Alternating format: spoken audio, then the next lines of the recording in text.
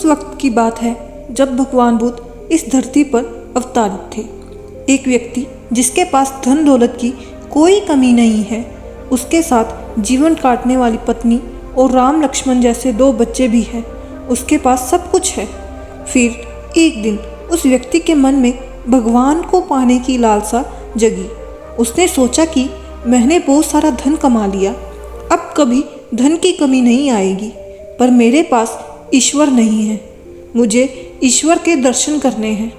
उस व्यक्ति ने ईश्वर खोजने की ठान ली। फिर उसने कई सारे मंदिरों और धर्म स्थानों का निर्माण करवाया, पर उसे ईश्वर के दर्शन नहीं हुए। फिर उसने दान पुण्य करना शुरू किया। उसके खजाने से कई सारा धन दान पुण्य में लगा दिया गया, फिर भी उसे ईश्वर नहीं मिले। फिर उस व्यक्ति ने सोचा कि अब मैं बड़े बड़े धामों के तीर्थ करता हूँ। उस व्यक्ति ने कई तीर्थ स्थानों के दर्शन किए। ऐसे ही 20 साल गुजर गए, पर उस व्यक्ति को ईश्वर नहीं मिले। भगवान को पाने की कोशिश करते करते वो इंसान थक गया और आखिरकार वो एक दिन महात्मा बुद्ध के पास गया और कहने लगा कि महात्मा, मैं 20 साल से ईश्वर को खोज रहा हूँ, पर मुझे ईश्वर कहीं भी नहीं मिले। क्या आप मुझे ईश्वर पाने का कोई मार्ग दिखा सकते हैं? उस व्यक्ति की बातें सुनकर महात्मा बुद्ध उससे पूछने लगे कि सुनो बालक, ईश्वर खोजना कोई बड़ी बात नहीं है, वह तो बड़ी आसानी से मिल जाते हैं। अच्छा, तुम ये बताओ कि ईश्वर को खोजने के लिए तुमने क्या किया और कहाँ कहाँ खोजा? वह व्यक्ति बुद्ध को पूरी बात बताता है कि मैंने कई सारे मंदिरों और धर्म स्थानों का निर्माण किया, दान पुण्य किया और कई सारे तीर्थ स्थानों के दर्शन किए, फिर भी मुझे ईश्वर नहीं मिले। महात्मा बुद्ध उसकी बातें सुनकर हंस पड़े और कहा, ठीक है, तुम्हें ईश्वर के दर्शन करने हैं ना, तुम शाम के वक्त मेरे पास आ जाना, तुम्हें ईश्वर मिल जाएंगे। वो सज्जन खुश होकर चला गया कि मुझे आज ईश्वर के दर्शन होंगे।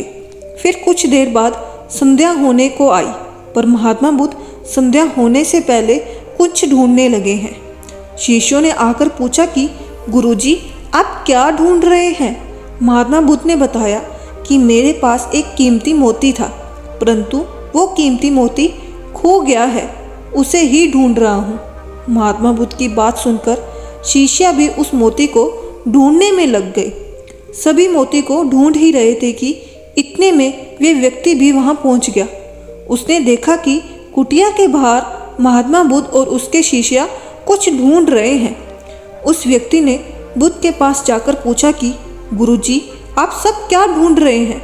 महात्मा बुद्ध ने बताया कि मेरा कीमती मोती खो गया है, उसे ही ढूंढ रहा हूँ। ये सुनकर वह व्यक्ति भी उस खोए हुए मोती को पूरी लगन से ढूंढने लगा। ढूंढते ढूंढते रात होने को आई, पर मोती नहीं मिला। वह व्यक्ति परेशान हो गया।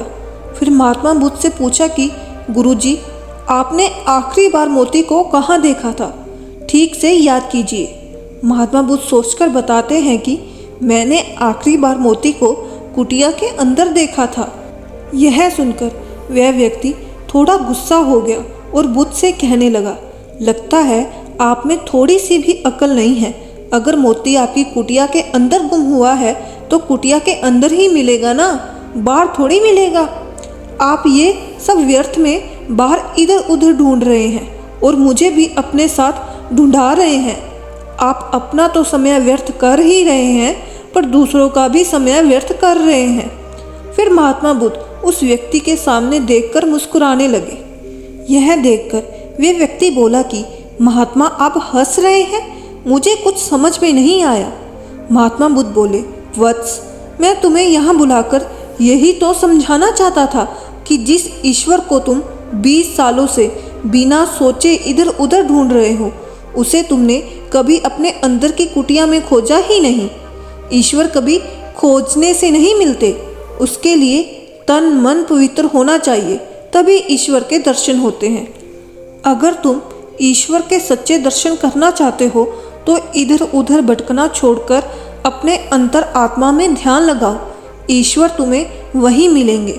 अपने अंदर के ईश्वर को तुम देख लोगे तो हर जगह हर इंसान में तुम्हें बस ईश्वर ही दिखाई देंगे। महात्मा बुद्ध की अमृत भरी वाणी सुनकर उस व्यक्ति को अपनी गलती का एहसास हुआ और बुद्ध के चरणों में गिर पड़ा और माफ़ी मांगते हुए कहा कि मैं व्यर्थ ही इधर उधर भटक रहा था। वास्तव में तो ईश्वर हमारे अंदर ही होते हैं। तो दोस्तों, कैसी लगी कहानी ज़रूर बताइएगा। मिलते हैं अगली कहानी में। शुभ प्रभात।